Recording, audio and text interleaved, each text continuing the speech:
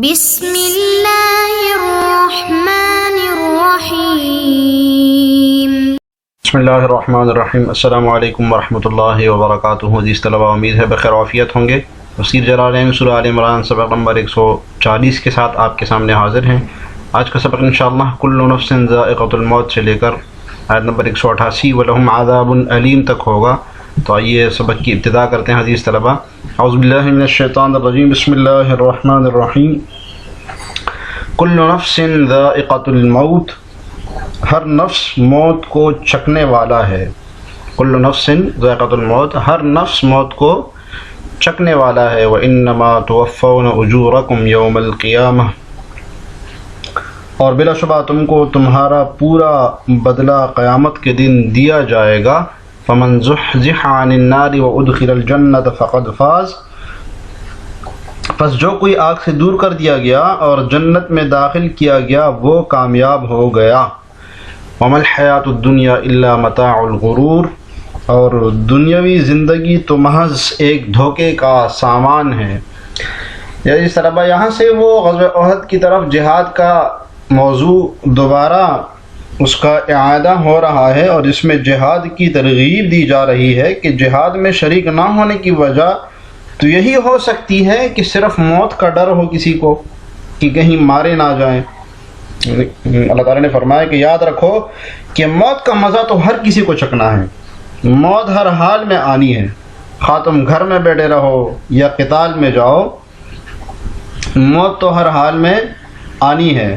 اصل چیز اللہ کی راہ میں نیک عمل کرنا، جہاد کرنا اور اعلیٰ درجے کا نیک عمل کرنا، اپنی مال جان، اپنی عزت و آبرو اللہ کے راستے میں خرچ کرنا، اصل چیز یہ ہے۔ اسی کے ذریعے تمہیں جہنم سے دور کیا جائے گا، جنت میں داخل کیا جائے گا، دنیاوی زندگی کسی کام نہیں آئے گی۔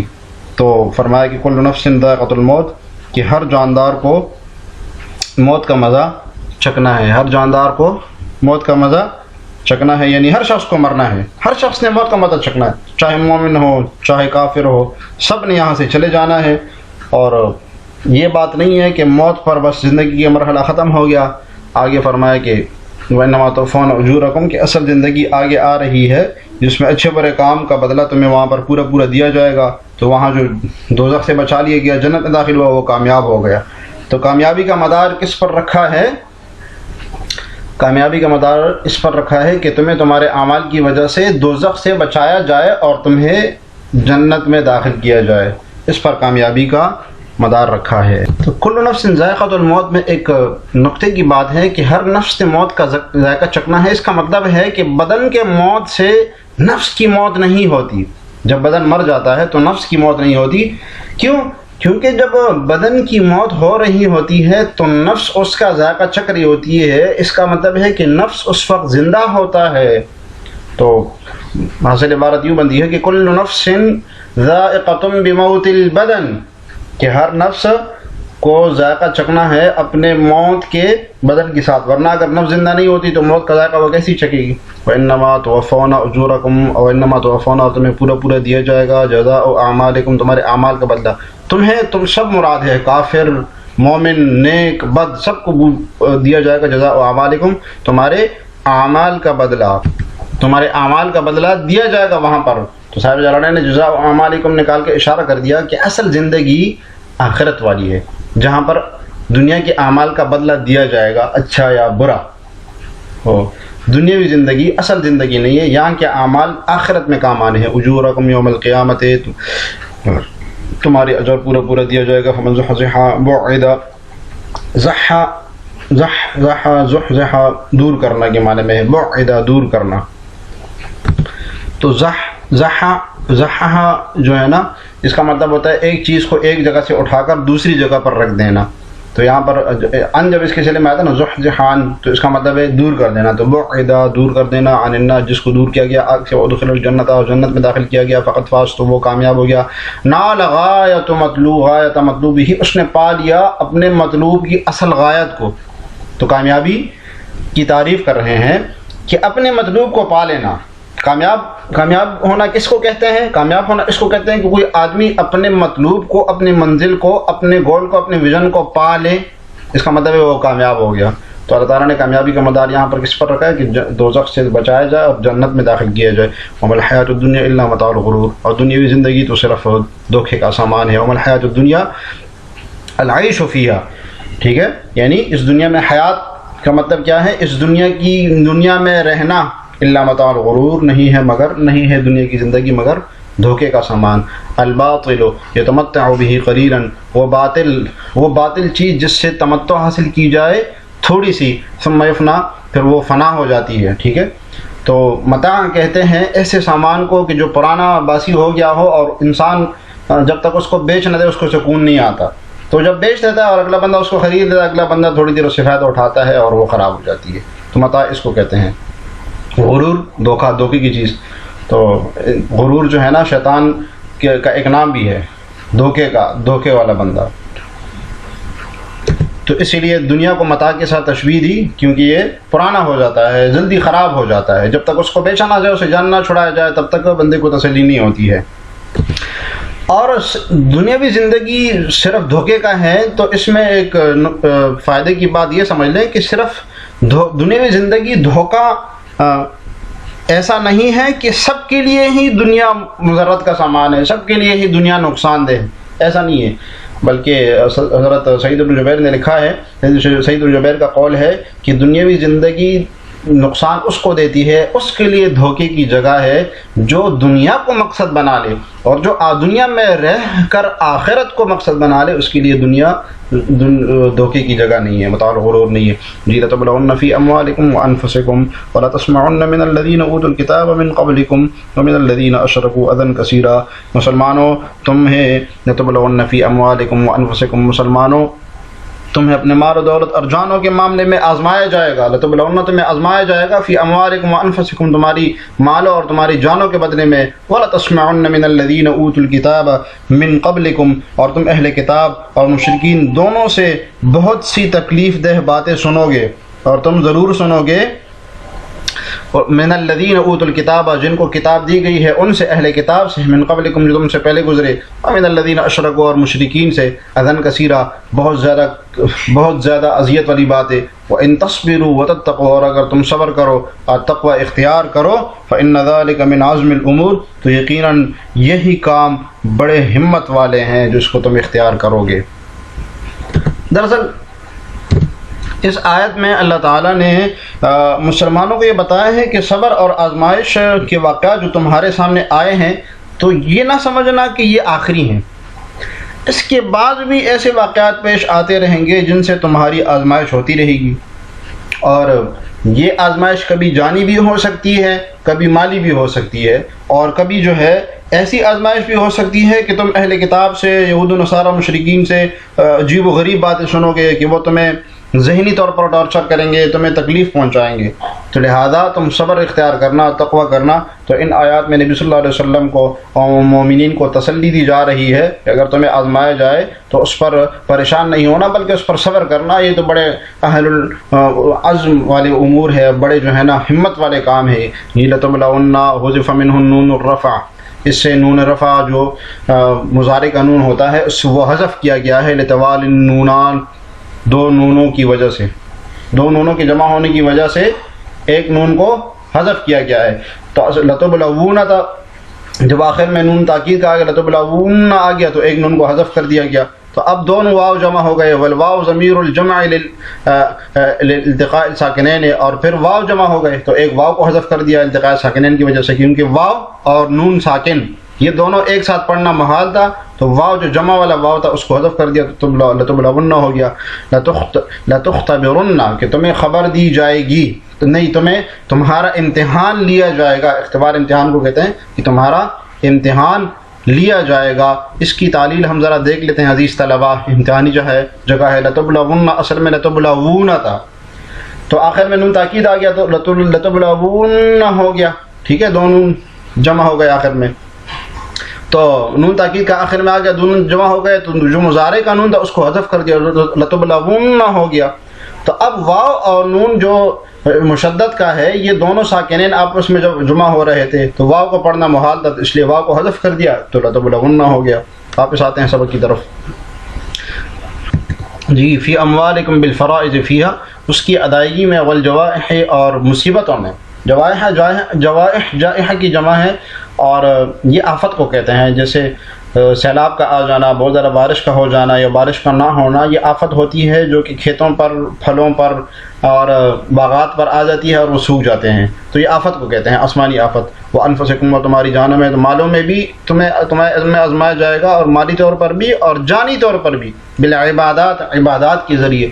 تو اب عبادات کرنا، سردیوں میں، گرمیوں میں، سخت موسم میں عبادت کرنا اللہ تعالیٰ کی آزمائش ہے کہ سخت موسم میں عبادت کرنا. اور جیسے کہ حج ہو گیا، روزہ ہو گیا، گرمی میں روزہ رکھنا، تو تمہیں عبادات کے ذریعے بھی آزمایا جائے گا. والبلاء، اور مصیبت کے ذریعے بھی، کہ تمہیں قتل بھی کیا جا سکتا ہے، تمہیں زخمی بھی کیا جا سکتا ہے، تمہاری اوپر مرض بھی آ سکتا ہے، بیماریاں بھی آ سکتی ہیں. اور تسمعن، صرف یہی نہیں بلکہ تم ضرور سنو گے، من الذین اوتوا الکتاب من قبلکم، تم سے پہلے جو اہل کتاب ہے. کون مراد؟ الیہود والنصارى، یہود و نصارہ سے تم ضرور سنو گے. صرف یہود و نصارہ سے نہیں ہو، من الذین اشرکوا، مشرکین سے بھی سنو گے. من العرب، جو عرب کے ہیں، اذًا کثیرا، بہت زیادہ اذیت. من السب، گالیوں کی صورت میں. ٹھیک ہے، تو بیان ہے اس کا کہ کیا سنو گے. من السب، گالیاں، وطعن، طعن و تشنیع، والتشبیب بالنسائکم، اور تمہاری عورتوں کو اشعار کے ذریعے تنگ کرنا. ٹھیک ہے، تو تشبیب بالنساء کہتے ہیں کہ غزل میں اور اب شعر و شاعری میں شروع میں عورتوں کے بارے میں ایسے الفاظ لے کے آنا کہ ان کی جسم کا ذکر ہو، ان کی ایسی باتوں کا ذکر ہو جس کو ذکر کرنا مناسب نہ ہو. تو یہ کعب بن اشرف وغیرہ، یہ بدبخت لوگ ایسا کرتے تھے کہ مومنین کی عورتوں کے بارے میں اس طرح کے اشعار لے کے آتے تھے تاکہ اہل ایمان کو تکلیف ہو. وَإِن تَصْبِرُوا عَلَىٰ ذَلِكَ، اور اگر تم صبر کرو ان اذیتوں پر، وَتَتَّقُوا، اور بچو اور تقوی اختیار کرو، ڈرو اللہ تعالیٰ سے، فَإِنَّ ذَلِكَ مِنْ عَزْمِ الْأُمُورِ، تو یہ ہمت والے کام ہے سارے. ای من معزوماتها، یعنی وہ کام ہے جس کو ہمت دی گئی ہو. اشارہ ہے کہ عزم جو ہے مصدر بتاویل بمعنی اسم مفعول کے ہیں، التی یعزم علیہا، یعنی جس پر عزم اختیار کیا جائے، لوجوبها، اس کے واجب ہونے کی وجہ سے. تو کچھ کام ایسے ہیں جہاں پر ہمت اختیار کرنا ضروری ہوتا ہے. تو یہ ایسے معاملات میں جب تمہیں تنگ کیا جائے گا، عزم اختیار کرنا یہ ضروری ہوگا. وَإِذْ أَخَذَ اللَّهُ مِيثَاقَ الَّذِينَ أُوتُوا الْكِتَابَ لَتُبَيِّنُنَّهُ لِلنَّاسِ وَلَا تَكْتُمُونَهُ فَنَبَذُوهُ وَرَاءَ ظُهُورِهِمْ وَاشْتَرَوْا بِهِ ثَمَنًا قَلِيلًا فَبِئْسَ مَا يَشْتَرُونَ. اور ان لوگوں کو وہ وقت نہیں بھولنا چاہیے جب اہل کتاب سے اللہ تعالیٰ نے یہ عہد لیا تھا، اور جب عہد دیا تھا اللہ تعالیٰ نے عہد اہل کتاب سے کہ لَتُبَيِّنُنَّهُ لِلنَّاسِ وَلَا تَكْتُمُونَهُ، کہ تم ان کتاب کو لوگوں کے سامنے ضرور کھول کر بیان کرو گے، وَلَا تَكْتُمُونَهُ، اور اس کو لوگوں سے چھپاؤ گے نہیں. فَنَبَذُوهُ وَرَاءَ ظُهُورِهِمْ، پھر انہوں نے اس عہد کو پس پشت ڈال دیا. فَنَبَذُوهُ وَرَاءَ ظُهُورِهِمْ، انہوں نے ڈال دیا اس عہد کو اپنے پیٹھ پیچھے. وَاشْتَرَوْا بِهِ ثَمَنًا قَلِيلًا، اور اس کے بدلے تھوڑی سی قیمت حاصل کر لی. وَاشْتَرَوْا بِهِ، اور بیچ دیا اس کو، ثَمَنًا قَلِيلًا، تھوڑی سی قیمت کے بدلے. فَبِئْسَ مَا يَشْتَرُونَ، تو کتنی ہی بری چیز ہے جس کو انہوں نے خریدا ہے. ٹھیک ہے، تو اہل کتاب سے جو اللہ تعالیٰ نے وعدہ لیا تھا کہ جو انبیاء کرام کے ذریعے ان سے اللہ تعالیٰ نے وعدہ لیا تھا، ان کے علماء سے، کہ جو حکام اور بشارتیں اللہ تعالیٰ نے تمہیں کتاب میں دی ہے، اس کو کمی بیشی کے بغیر لوگوں کے سامنے تم نے صاف صاف بیان کرنا ہے، اور اس کو چھپانا نہیں، اور اس میں ہیر پھیر نہیں کرنی ہے. تو اس میں نبی صلی اللہ علیہ وسلم کی بشارتیں بھی تھی اور آپ کی شریعت کے احکام کو ماننا بھی تھا، لیکن وہ انہوں نے چھپا دیا، اس کو پس پش ڈال دیا اور تھوڑے سے پیسوں کے بدلے اس کو بیچ دیا. وَإِذْ أَخَذَ اللَّهُ مِيثَاقَ الَّذِينَ أُوتُوا الْكِتَابَ أَيْ الْعَهْدَ الَّذِي عَلَيْهِمْ فِيهِ التَّوْرَاةُ، یعنی وہ وعدہ جو ان سے تورات میں لیا گیا تھا. تُبَيِّنُنَّهُ، وہ ضمیر کا مرجع ہے کہ اس کتاب کو تم کھول کر بیان کرو گے لوگوں کے لیے. وَلَا تَكْتُمُونَهُ، اور اس کو چھپاؤ گے نہیں. یہ کتاب یعنی کتاب کو بالياء والتاء، تَكْتُمُونَهُ یا والی تا والی قرات ہے، اور يَكْتُمُونَهُ یا والی قرات ہے، فی الفعلین، دونوں فعلوں میں. کون سے دونوں فعلوں میں؟ لَتُبَيِّنُنَّهُ میں بھی اور تَكْتُمُونَهُ میں بھی. ٹھیک ہے، دونوں فعلوں میں لَتُبَيِّنُنَّهُ، لَيُبَيِّنُنَّهُ بھی ہے، اور لَا تَكْتُمُونَ لا يَكْتُمُونَ بھی ہے. فَنَبَذُوهُ، تو پھینک دیا. طَرَحُوهُ، نبذ کا معنی ہوتا ہے پھینک دینا. المیثاق، اس وعدے کو، ضمیر کا مرجع بتایا صاحب جلالین نے. وَرَاءَ ظُهُورِهِمْ، اپنے پیٹھ پیچھے. فَلَمْ يَعْمَلُوا، پیٹھ پیچھے پھینک دیا. حاصل معنی کیا ہے؟ حاصل معنی ہے کہ فَلَمْ يَعْمَلُوا بِهِ، اس کے اوپر انہوں نے عمل نہیں کیا. ٹھیک ہے، تو حاصل معنی بتا دیا. اس سے معلوم ہوا کہ کسی بھی قوم کے علماء کے ذمے وہاں حق کو واضح طریقے سے کھول کھول کر بیان کرنا ان کے لیے ضروری ہے، اس کو چھپانا جائز نہیں ہے۔ اس لیے حدیث شریف میں اس کے اوپر بڑی وعید آئی ہے کہ من کتم علما عن اہلہ، کہ جو اپنے لوگوں سے جو ہے نا علم کو چھپا لے تو الجم بلجام من النار، تو علم جو ہے نا اس کے گلے میں ڈال دیا جائے گا۔ واشتروا اخذوا بدلہ، اشارہ ہے کہ شراء یہاں پر بدل کے معنی میں ہے، مطلقاً ثمنا قلیلا، تھوڑے سی قیمت کے بدلے میں من دنیا، دنیا کے تھوڑا سا ثمن، من سفلتہم، ان کے اپنے بڑے لوگوں سے، برعاستہم، ان کی ریاست کے، پھر علم میں، جو کہ علم میں ان کے بڑے بڑے تھے، ان سے انہوں نے جو ہے نا تھوڑی سی قیمت لے کے خرید دیا۔ فقتموہ، چھپا دیا اس کو، خوف فوتہ علیہم، اس خوف کی وجہ سے کہ وہ ان سے فوت ہو جائے، ٹھیک ہے، وہ نبوت ان سے نہ ملے، وہ یا وہ جو وہ ان کو ملنی ہے وہ فوت ہو جائے ان سے۔ سماعشر تعالیٰ نے فرمایا کیا ہی بری ہے وہ چیز جس کا وہ شرا کر رہے ہیں، شراءہم، ان تو مخصوص بالذم کا بیان ہے کہ ان کا وہ خریدنا بہت ہی برا ہے۔ هذا لا تحسبن الذين يفرحون بما أتوا ويحبون أن يحمدوا بما لم يفعلوا فلا تحسبنهم بمفازة من العذاب ولهم عذاب أليم۔ جی ترجمہ دیکھیے، لا تحسبن الذين، ہرگز نہ سمجھنا ان لوگوں کے بارے میں، یفرحون بما اتوا، جو اپنے کیے پر خوش ہوتے ہیں، ویحبون ان یحمدوا بما لم یفعلوا، اور یہ چاہتے ہیں کہ ان کی تعریف کی جائے ان کاموں پر جو انہوں نے کیے ہی نہیں۔ فلا تحسبنهم بمفازة، تو اس لوگوں کے بارے میں ہرگز یہ نہ سمجھنا بمفازة من العذاب، کہ یہ عذاب سے بچ جائیں گے، عذاب سے بچنے میں کامیاب ہو جائیں گے۔ ولہم عذاب علیم، ان کے لیے دردناک عذاب ہے۔ اس آیت کا شأن نزول کے بارے میں بعض روایات بیان کی جاتی ہیں کہ بہت سے منافقین لوگ جو ہے وہ رسول اللہ صلی اللہ علیہ وسلم کے ساتھ جہاد میں نہیں گئے تھے اور مدینہ اور منورہ میں ہی بیٹھے رہے تھے، تو آپ جب واپس آئے تو وہ اپنے آزار پیش کرنے لگے اور جھوٹی قسمیں کھانے لگے۔ تو ساتھ میں ان کی یہ خواہش تھی کہ ان کی بھی تعریف کی جائے اس کام پر جو انہوں نے کیا ہی نہیں، یعنی جہاد پر گئے ہی نہیں ہیں، لیکن ان کی خواہش یہ تھی کہ اس بات پر بھی ان کی تعریف کی جائے۔ تو اللہ تعالیٰ نے یہ آیت نازل فرمائی کہ آپ یہ نہ سمجھے کہ وہ جو ہے نا عذاب سے بچ جائیں گے، اور ان کی اس چیز کے بارے میں بھی تعریف کی جائے جو کام انہوں نے کیا ہی نہیں ہے۔ لا تحسبن بالتاء والیاء، قراءت کا بیان ہے کہ لا تحسبن بھی ہے اور لا یحسبن بھی ہے۔ الذین یفرحون بما اتوا، ان لوگوں کو جو خوش ہوتے ہیں ان کے بدلے جو ان کو دیا، جو انہوں نے کیا، من اضلال الناس، کس چیز پر خوش ہوتے ہیں؟ بیان ما کا کیا دیا، کیا کیا انہوں نے؟ من اضلال الناس، لوگوں کو جو گمراہ کیا، اس پر خوش ہوتے ہیں۔ ویحبون، اور یہ چاہتے ہیں، یہ پسند ہے ان کو، ان یحمدوا، کہ ان کی تعریف کی جائے، بما لم یفعلوا، جو انہوں نے کیا ہی نہیں، من التمسک بالحق وهم علی ضلال، کہ حق کو پکڑنا، کہ حق کے اوپر قائم رہنا، یہ تو انہوں نے کیا ہی نہیں نا، وهم علی ضلال، حالانکہ وہ گمراہی پر تھے، تو تھے گمراہی پر اور حق انہوں نے قبول ہی نہیں کیا، لیکن پھر بھی اس حق پر رہنے کی تعریف سننے کے عادی تھے۔ تو یہ ایک بہت بڑی بیماری ہے کہ ایک انسان نے ایک کام کیا ہی نہیں ہے اور اس کی تعریف وہ سننے کی خواہش رکھتا ہے۔ تو یہ منافقین اور اہل کتاب اور کفار کا یہ شیوہ تھا اس زمانے میں کہ وہ ایسی چیزوں کی تعریف سننا چاہتے تھے، اور اس زمانے میں بھی اس طرح کے لوگ ظاہر ہے کہ ہوں گے۔ تو جو محتاط لوگ ہوتے ہیں، متقی لوگ ہوتے ہیں، وہ کبھی بھی اپنے اعمال حسنہ کی تعریف سننا نہیں چاہتے، کبھی بھی ان کی تمنا نہیں ہوتی کہ میرے اچھے اعمال کی تعریف کی جائے۔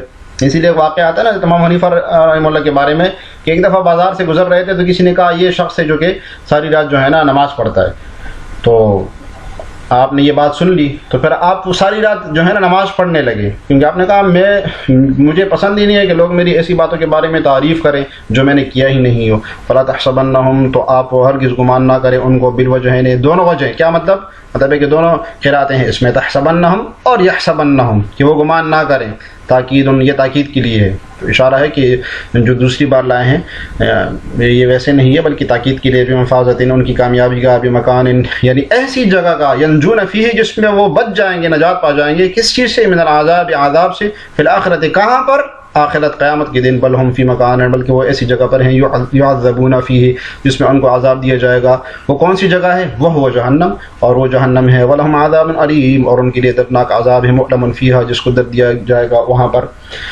ومفعولا تحسب سے صاحب جلالین لا تحسبن فلا تحسبنہم کی ترکیب بتا رہے ہیں دونوں قراءتوں کے اوپر۔ اس کو ذرا سمجھے کہ لا تحسبن اور فلا تحسبنہم میں دونوں قراءتیں ہیں۔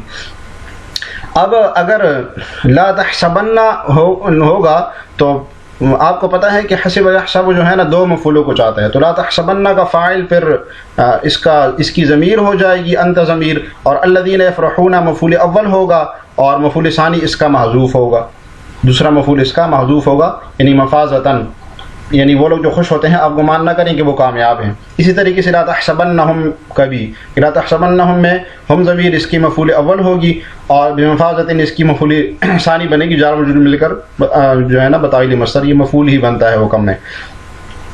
اور لا یحسبن کی صورت میں کیا مسئلہ ہوگا؟ تو لا یحسبن کی صورت میں لا یحسبن الذین تو اس کا فاعل ہو جائے گا اور باقی دونوں مفعول جو ہے نا وہ اس کے محذوف ہوں گے، کہ وہ گمان نہ کریں جنہوں نے وہ جو خوش ہوتے ہیں اس پر کہ ان کو وہ بچ جائیں گے۔ اسی طریقے سے لا یحسبنہم کا فاعل الذین ہوگا اور ہم ضمیر اس کا مفعول اول ہوگی بمفازتن میں، تو اس کی جو ہے نا بمفازتن مفعول ثانی ہوگی، تو اسی کو بتا رہے ہیں مفعول تحسب الاولی دل علیہما مفعول ثانیت، اور تحسب کا مفعول جو تحسب کے دونوں مفعول، یعنی تحسب دونوں مفعول چاہتے ہیں، تو پہلا جو مفعول ہے اس کا وہ دلالت کر رہا ہے دوسرے مفعول کے اوپر، ٹھیک ہے نا، دوسرے مفعول کے اوپر علی قراءۃ تحتانیہ والی قراءت میں، یعنی لا یحسبن جب دونوں کو پڑھیں گے، وعلی الفوقانیۃ اور فوقانیہ والی صورت میں حذف الثانی فقط صرف دوسرے کو محذوف نکالنا ہوگا، لا تحسبن میں الذین یفرحون تو مفعول اول ہوگا، دوسرا مفعول بمفازتن جو ہے نا وہ محذوف نکالنا پڑے گا۔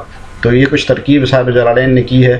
بس عزیز طلباء آج کا سبق اتنا ہی۔ آج کے سبق سے متعلق سوال ہے کہ لتبلغن کی تعلیل کرنی ہے، آپ نے صرفی تعلیل اس کی کرنے کی اصل میں کیا تھا پھر کیسے بنا۔ اللہ تعالیٰ ہمیں جلالین پڑھنے سمجھنے کی توفیق عطا فرمائے۔ السلام علیکم ورحمۃ اللہ وبرکاتہ۔